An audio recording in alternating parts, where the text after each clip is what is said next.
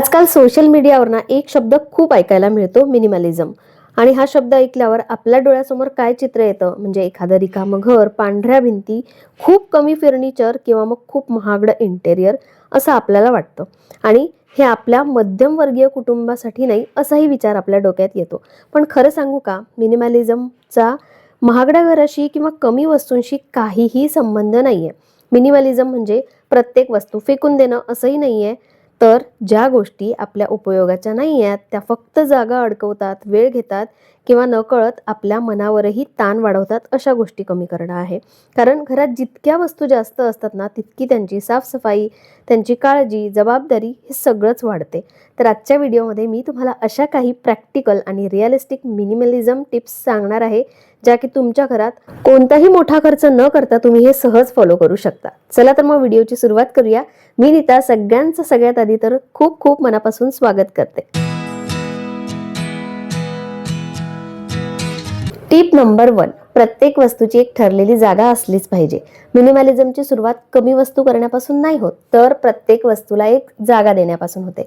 आपण दिवसभरात कधीतरी बघा खूप वस्तू शोधतो. कधी कात्री मिळत नाही, कधी चाबी मिळत नाही, कधी चार्जर मिळत नाही, तर कधी टीव्हीचा रिमोट तर बहुतेक वेळा मिळतच नाही. आणि आपणच म्हणतो की किती पसारा आहे ना घरात, पण खरं तर तो पसारा नसतो, त्या वस्तूंची जागाच ठरलेली नसते. म्हणजे किचनमधली कात्री जर तुम्ही डायनिंगवर ठेवली किंवा मुलांनी रिमोट बेडवर ठेवला, चाबी आपण किचनमध्ये ठेवली, अशा छोट्या छोट्या सवयीमुळे ना घर हळूहळू विस्कळीत दिसायला लागतं. आणि म्हणूनच प्रत्येक वस्तूची एक जागा ठरवा आणि वापरून झाल्यावर ती जागच्या जागेवर ठेवायची सवय सुद्धा ला. आता इथे एक महत्त्वाची गोष्ट म्हणजे हे काम फक्त घरातल्या एका व्यक्तीचं नाहीच आहे. कारण एक व्यक्ती खूप दिवस हे काम स्वाभाविक नाही करू शकत, कारण कंटाळा किंवा सगळंच आपण सांभाळतोय असं वाटतं. म्हणूनच हे काम सगळ्यांचं आहे. आणि मिनिमलिझम म्हणजे फक्त घर नीट ठेवणं नाही आहे, तर घरातल्या प्रत्येकाला जबाबदारीची सवय सुद्धा लावणं आहे. मुलांनी त्यांची खेळणी खेळून झाल्यावर जागेवर ठेवावीत. आणि सगळ्यांनाच जर अशी सवय लागली तरी घर अर्ध्यापेक्षा जास्त व्यवस्थित दिसायला लागतं. टिप नंबर 2, खरेदी करण्यापूर्वी घरात आधी काय आहे ते बघा. अनेकदा आपण ऑफरमध्ये किंवा सोशल मीडियावर कोणाकडे वस्तू बघितली की लगेच विकत घेतो आणि घरी आल्यावर लक्षात येतं की अगदी तशाच प्रकारची वस्तू आपल्या घरी आधीपासूनच आहे. म्हणूनच खरेदीपूर्वी जरा थोडा विचार करा, स्वतःला विचारा की या वस्तूची खरंच मला गरज आहे का, की आधीपासून माझ्याकडे ही वस्तू आहे. कारण बऱ्याच वेळा ना आपल्याला वस्तूची गरज नसते, फक्त ती नवीन आहे किंवा ऑफरमध्ये आहे म्हणून आपण ती विकत घेतो. आणि याचसाठी by one get one, 50% offer, या सगळ्यांना भुरळ पाडणाऱ्या गोष्टी आहे. लक्षात ठेवा, ऑफरमध्ये मिळालेली प्रत्येक वस्तू ही बचत नसते आणि तिची गरजही नसते, तर तो कधी कधी खरंच खर्च असतो. किचनमधला किराणा सामान नाही का, आपण आणायला जायच्या आधी घरात किती शिल्लक आहे हे बघतो आणि त्यानंतर सामान भरतो. तसंच जर गरजेच्या वस्तू असेल तर त्यासाठी खर्चही करावा आणि ती घरात पण आणावी. पण गरज नसेल तर खर्च करूच नका. मिनिमलिझम आपल्याला एक गोष्ट ही शिकवतं की ऑफर बघून नाही तर गरज बघून खरेदी करा. कारण फक्त घरातला पसारा कमी होत नाही, तर आपल्या पैशांची सुद्धा बचत होते.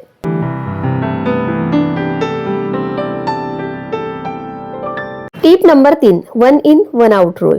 आणि खरं सांगू, ही सवय मला अजिबातच नव्हती. म्हणजे एखादी वस्तू आवडली तर मी ती सरळ घेऊन यायचे. मग आपल्याकडे तशीच वस्तू आहे का, खरंच याची गरज आहे का, ह्याचा मी एवढा विचार करत नव्हते. पण ही सवय ॲक्च्युली मला माझ्या नवऱ्यामुळे लागली. म्हणजे तसंही पुरुषांचं बघा, खूप मिनिमल गोष्टी असतात त्यांच्याकडे, त्यांना खूप पसारा नाही आवडत. आणि त्यातूनच मला ही गोष्ट समजली. म्हणजे एखादी वस्तू जर मला घ्यायची असेल आणि सेम ती माझ्याकडे असेल ना, तर त्यावेळी अश्विन मला सरळ नाही म्हणायचे. आणि जर तुला घ्यायचीच आहे तर तुझ्याकडची आधीची वस्तू तुला फेकावी लागेल, त्यानंतरच तू हे वस्तू घेऊ शकेल. पण ती आधीची वस्तू तेवढी खराब झालेली नसायची किंवा फेकण्यालायकही नसायची. आधी मला हे थोडं विचित्र वाटायचं की मला कोणीतरी अडवतोय वस्तू घेण्यापासून. पण नंतर हळूहळू याचं लॉजिक समजायला लागलं. कारण ना आपण एकाच प्रकारच्या वस्तू खूप जास्त जमा केलेल्या असतात. आता मी असं म्हणत नाहीये की तुम्ही शॉपिंगच करू नका. मला सुद्धा शॉपिंग करायला आवडतं आणि घरात नवीन वस्तू आलो की आनंद किती होतो आपल्याला माहितीच आहे. पण एक छोटासा नियम पाळायचा, शॉपिंग करा पण विचार करून करा. म्हणजे घरात वस्तूंची संख्या वाढवायची नाहीये, तर आपली गरज पूर्ण करण्यासाठी वस्तू खरेदी करायची आहे. असं केल्यावर 2 फायदे होतात. एक म्हणजे घरात अनावश्यक वस्तूंचा ढीग तयार होत नाही. दुसरं म्हणजे जेव्हा आपण खरंच गरज असेल तेव्हाच नवीन वस्तू घेतो आणि तेव्हा त्या वस्तूची किंमत आणि आनंद दोन्हीही जास्त वाटतात.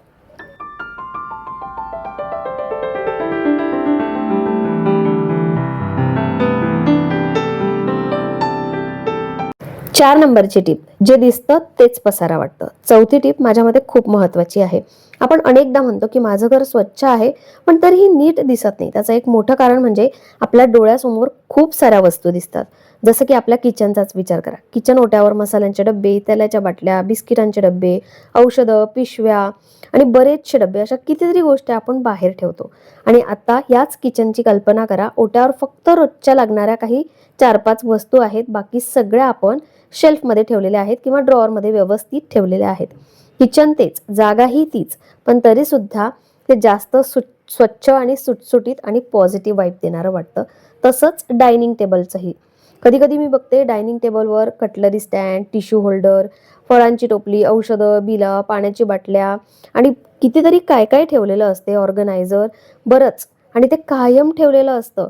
पण तुम्ही स्वतःलाच एक प्रश्न विचारा की या वस्तू दिवसभरात खरंच लागतात का? तर उत्तर तुम्हाला खरंच नाही मिळेल. मग ती बाहेर ठेवण्याची पण गरज नाहीये.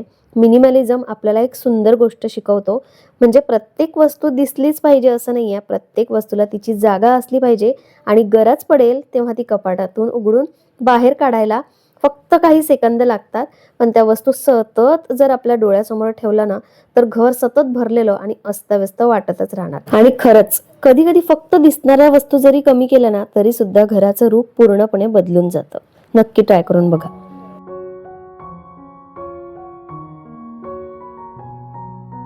टीप नंबर 5, डुप्लिकेट वस्तू म्हणजे लपलेला पसारा.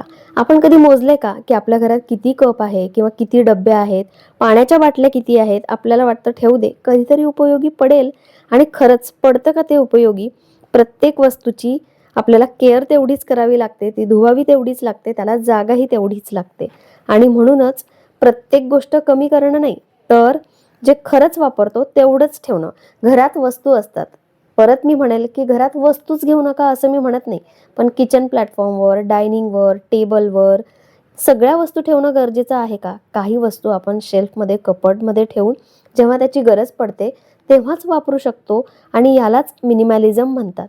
कारण वस्तूंची गरज असते, पण ती रोजच्या रोज पडत नाही. कधी काळी पडणाऱ्या वस्तू या आपण ड्रॉवरमधून काढून सुद्धा त्या उपयोगात आणू शकतो. 6व्या नंबरची टीप आहे डिक्लटरिंग. खूप महत्त्वाची टीप आहे, पण अनेक जणांचा गैरसमज होतो. डिक्लटरिंग म्हणजे चांगल्या वस्तू बाहेर काढून टाकणे किंवा पूर्ण घर रिकामं करणे. मग आपल्याला ते काम इतकं मोठं वाटतं आणि आपली इच्छाही होत नाही, म्हणून आपण सुरुवातच करत नाही. म्हणून मी तुम्हाला सांगेल खूप सोपी पद्धत. रोजचे फक्त 10-15 मिनिटं द्या. फक्त एक ड्रॉवर बघायचा आहे आणि त्या ड्रॉवरमध्येच तुम्हाला अशा काही वस्तू मिळतील ना, ज्या खरंच उपयोगाच्या नसतात. एक किचनमधला शेल्फ, त्यातल्या सुद्धा 2-4 गोष्टी नक्कीच बाहेर पडतील. तुमचं हँडबॅग, मेकअपचं ड्रॉवर, अशा छोट्या छोट्या कोपऱ्यांमध्ये, ड्रॉवरमध्ये ना खूप जास्त वेळही लागत नाही त्याला क्लीन करायला आणि कंटाळाही येत नाही. अजून एक महत्त्वाची गोष्ट की एखादी वस्तू हातात घेतली की प्रश्न विचारा, गेल्या वर्षात मी ही वस्तू खरंच वापरली आहे का? माझ्याकडे यापेक्षा आणखी जास्त वस्तू आहेत का अशाच? किंवा खरंच ही वस्तू ठेवण्यामागे काही कारण आहे का? की फक्त कधीतरी लागेल म्हणून उगाच ठेवली आहे? अशा असतात बरं का, वर्षानुवर्ष कपाटात पडून असतात अगदी छोट्या छोट्या वस्तू आणि त्या कधीच कामाला येत नाही. उलट त्याने निगेटिव्हिटीच येते. आणि म्हणूनच डिक्लटरिंग म्हणजे सगळ्या वस्तू फेकून देणं नाही, तर घरात फक्त उपयोगाच्या आणि आनंद देणाऱ्या वस्तूंना जागा देणं आहे. छोट्या छोट्या कोपऱ्यांपासून, भागांपासून सुरुवात करा. खरंच महिन्याभरात तुमचं घर तुम्हाला खूप सुटसुटीत आणि हलकं वाटायला लागेल. 7व्या नंबरची टीप आहे क्वालिटी ओव्हर क्वांटिटी. बरेचदा ना आपण ऑफरमध्ये स्वस्त मिळते म्हणून कधी कधी जास्तच वस्तू घेऊन टाकतो आणि त्यात क्वालिटीही नसते. आपल्याला वाटतं की आपण खूप बचत केली आहे, पण काही दिवसांनी ती वस्तू लगेच खराब होते आणि आपल्याला नवीन चांगली वस्तू घ्यावी लागते. म्हणूनच एकदा नाही दोनदा विचार करा हा खर्च करण्यापूर्वी. कारण थोडे पैसे साठवा, चांगल्या वस्तूमध्ये इन्व्हेस्ट करा आणि चांगली वस्तू घ्या. मी असं म्हणत नाही की प्रत्येकच वस्तू महाग घ्यावी, पण जी वस्तू रोज वापरणारी असतात ना, त्या वस्तूमध्ये क्वालिटी पाहिजे असते. जसं की किचनमधलं सामान, चॉपिंग बोर्ड, चाकू, बेडशीट, टॉवेल, मेकअपचं सामान, इलेक्ट्रॉनिक गॅजेट, या ना वारंवार लागणाऱ्या गोष्टी आहेत. त्यामुळे त्या खरंच क्वालिटी असतील आणि खरंच चांगल्या असतील तरच घ्या, कारण पुन्हा पुन्हा खरेदी करायची गरज पडत नाही. आता मिनिमलिझम म्हणजे फक्त महागड्या वस्तू विकत घेणं नाहीये, तर वारंवार खरेदी करण्याची गरज पडणार नाही म्हणून अशा वस्तू निवडणं आहे. आणखी एक गोष्ट, कमी पण चांगल्या दर्जाच्या वस्तू असतील तर त्यांची काळजीही आपण जास्त घेतो आणि त्या अनेक वर्ष आपल्या सोबतही राहतात. हे तर तुम्ही सुद्धा ऑब्झर्व केलं असेल किंवा या गोष्टीसोबत तर तुम्ही सुद्धा रिलेट कराल. पुढची टिप खूप महत्त्वाची आहे. टिप नंबर 8, मिनिमलिझम फक्त घरापुरती मर्यादित नाहीये, तर तो आपल्या पूर्ण आयुष्याशी जोडलेला एक भाग आहे. जसं आपण घरात अनावश्यक वस्तू साठवतो, तसंच आपल्या फोनमध्येही कितीतरी अशा गोष्टी साठलेल्या असतात. हजारो फोटो, महिने महिने उघडले नाहीत असे ॲप्स, व्हॉट्सअपवरचे ते गुड मॉर्निंग, गुड नाईटचे मेसेजेस, व्हिडिओज, इमेजेस आणि हे सगळं एक प्रकारचं डिजिटल क्लटरच आहे. महिन्यातून ते सुद्धा क्लिअर करा, फोन साफ करा. तुम्हाला फक्त स्टोरेज मोकळं झाल्यासारखं वाटणार नाही, तर एक वेगळीच हलकं वाटण्याची भावना येईल. आता खरं डिक्लटरिंग इथे संपत नाही. सगळ्यात जास्त क्लटर जर कुठे असेल तर तो आपल्या मनात असतो. जुन्या आठवणी, कोणाचं बोलणं, राग, अपेक्षा किंवा सतत चालणारा आपल्या डोक्यात विचारांचा गोंधळ. आपण या सगळ्या गोष्टी वर्षानुवर्षे मनात साठवून ठेवतो. जसं घरातल्या अनावश्यक वस्तू जागा अडकवतात ना, तसंच मनातले काही अनावश्यक विचारही आपल्या आनंदाची जागा अडवतात. म्हणूनच काही गोष्टींना खरंच लेट गो करायला शिका. प्रत्येक गोष्टीचं ओझं मनावर घेऊन जगण्यापेक्षा जे बदलता येत नाही ते स्वीकारायला शिका आणि जे गरजेचं नाही ते खरंच सोडून द्या. विश्वास ठेवा, ज्या दिवशी घरासोबत मनातलाही पसारा कमी होईल ना, त्या दिवशी तुमचं घरच नाही तर तुमचं आयुष्यही जास्त शांत, हलकं आणि आनंदी वाटायला लागेल. कारण मिनिमलिझम म्हणजे फक्त घरात मोकळी जागा करणं नाहीये, तर मनात आनंदासाठी जागा तयार करणं सुद्धा आहे. हे तर तुम्ही खरंच ट्राय करून बघा. आता सगळ्यात शेवटची पण महत्त्वाची टीप, रोजची फक्त 10 मिनिटाची सवय. खूप जण मला विचारतात की तुझं घर इतकं टापटीप आणि नीटनेटकं कसं असतं? त्याचं उत्तर एकच आहे, मी कधीच एक दिवशी 4-5 तास साफसफाई नाहीच करत. फक्त रोजचे 10-15 मिनिटं घराला देते. मग ते सकाळी अंघोळीच्या आधीचे असू देत किंवा रात्री झोपण्याच्या आधीचे असू देत. सोफा, डायनिंग टेबल, किचनचा ओटा, सिंकमधली भांडी, वापरलेल्या वस्तू हे सगळं जागच्या जागेवर ठेवलं ना, वास एवढं सुद्धा पुरेसं आहे. आणि या छोट्या सवयीमुळे सकाळी उठल्यावर घर आधीच व्यवस्थित दिसतं आणि दिवसाची सुरुवातही खूप छान होते.